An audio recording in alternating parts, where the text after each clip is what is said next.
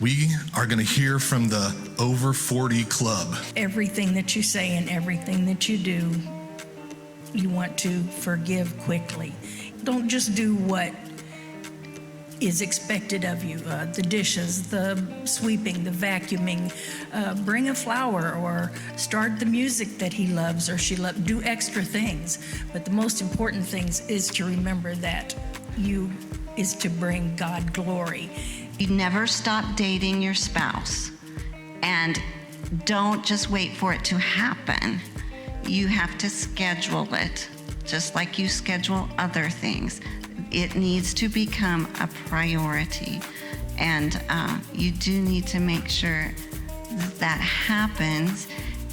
We found some place for our kids to go, and we just hung out at our house together.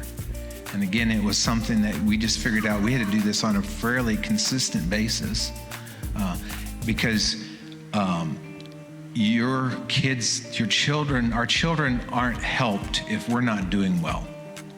And so the most important thing you can do for your children is take care of your marriage and love your spouse and do the things that you need to do and take the time and those kinds. Like, they had a blast when they would go to Aunt Kathy's or whatever else, and we'd have a blast when they weren't around, and it didn't cost, it was a literally, I'm not joking, a Lunchable or a frozen pizza and a movie, and an overnight stay in the most wonderful bed in the whole world, my own.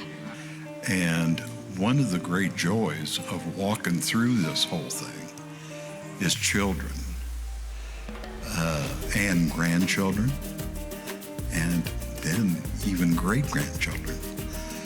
You don't really realize, that investing in someone else could be that meaningful, but it really is, because it changes your trajectory of things, how you look at things, how you form things for the future, what that future is going to look like. You need to understand, since you have never had a child in your home before, that they're all little lawyers and that they're going to be watching what you do at least as much or more than what you say. And listen to what she's saying with your whole heart, not just with your brain, but with your heart. And she will tell you, she'll learn how to start communicating what she needs for you to do or how she needs you to help, but also to ask God, listen to God, and do what he tells you to do. It's as simple as that. Know that you can't fix everything, and men are fixers, and they want to fix everything.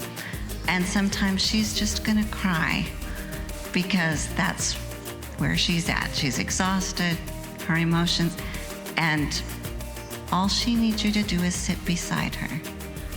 And you have to be okay with that. She said, why things aren't going well? I said, why? She said, we haven't been taking family day. But we just get busy. That's so true. It really is. You can't, unfortunately, saying this from experience, you can't put ministry ahead of your kids. It's all about how you respond and it's your choice. And I think I at least learned that pretty early on.